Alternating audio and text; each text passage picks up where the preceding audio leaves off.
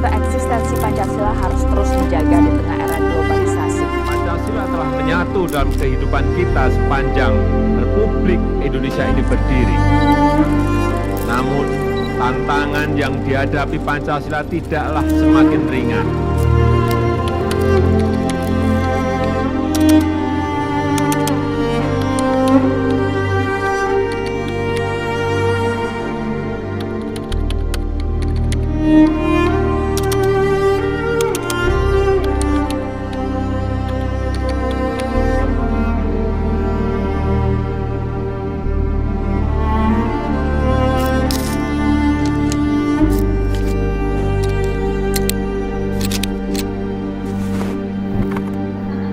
Saya saat ini tantangan Pancasila yaitu globalisasi.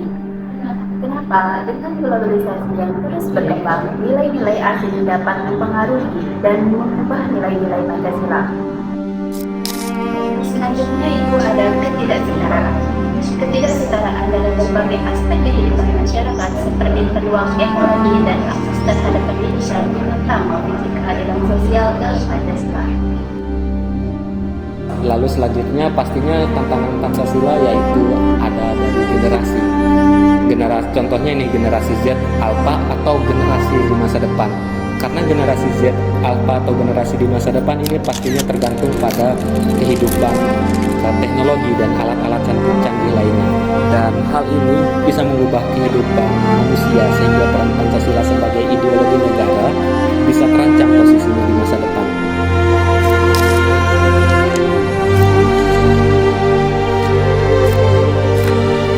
Menghadapi tantangan Pancasila pada saat ini dan masa depan. Salah satu tantangan yang dihadapi saat ini adalah pengaruh ideologi alternatif yang mudah diakses melalui media seperti radikalisme, ekstremisme, dan konsumerisme. Hal ini menyebabkan menurunnya semangat belajar tentang Pancasila dan efektivitasnya khususnya di kalangan generasi muda. Untuk mengatasi hal tersebut disarankan untuk memanfaatkan teknologi agar Pancasila lebih menarik bagi generasi muda. Beberapa cara yang dapat dilakukan untuk mengatasi tantangan Pancasila. 1. Memperkuat ideologi bangsa. Memperkuat ideologi bangsa merupakan proses yang penting untuk menjaga dan mengembangkan identitas kultural, sosial, dan politik suatu negara. 2. Penegakan hukum dan keadilan dalam negara hukum. Pancasila harus mengakomodasi nilai-nilai Pancasila dan berorientasi pada keadilan moral dan nurani serta memastikan kepastian hukum dengan tetap memuat prinsip rasa keadilan.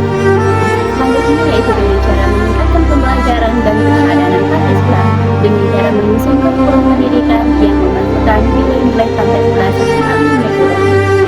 Mendorong pelaksanaan kegiatan ekstrakurikuler yang memperkuat pemahaman dan pengenalan Pancasila, memastikan para pemimpin dan tokoh masyarakat menjadi teladan dan menerapkan nilai-nilai Pancasila.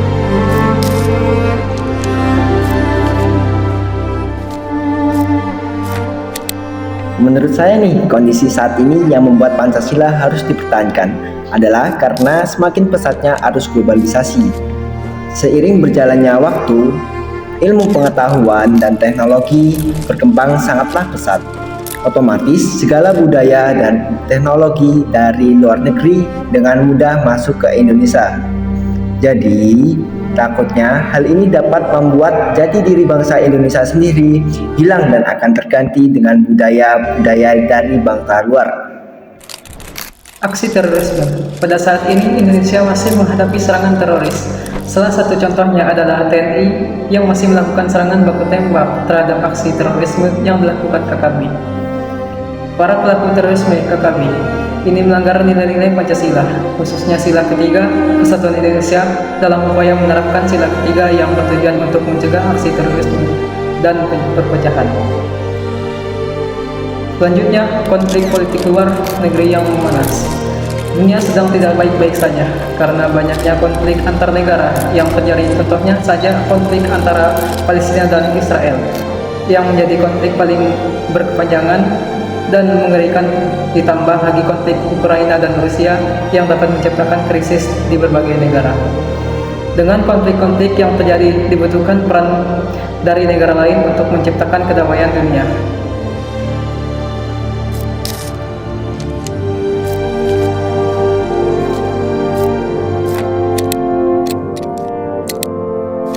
Banyak sekali tantangan-tantangan yang dihadapi Pancasila, sehingga dibutuhkanlah alat untuk mempermudah pemerintah dalam menghadapi tantangan Pancasila ini. Berikut alat-alat yang dipakai untuk menghadapi tantangan Pancasila.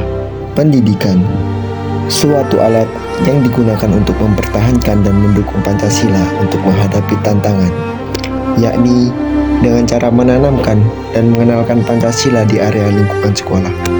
Memberi pendidikan Pancasila juga dapat berfungsi untuk mencerdaskan warga negara tentang kehidupan berbangsa dengan cara menanamkan jati diri semangat berkebangsaan.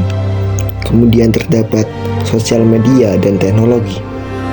Media sosial merupakan media demokratis yang mendukung kebebasan berpendapat terhadap masyarakat maupun berekspresi, sehingga dapat mendukung proses pendistribusian informasi serta didukung oleh generasi milenial yang sudah dianggap tanggap dan adaptif terhadap perkembangan informasi.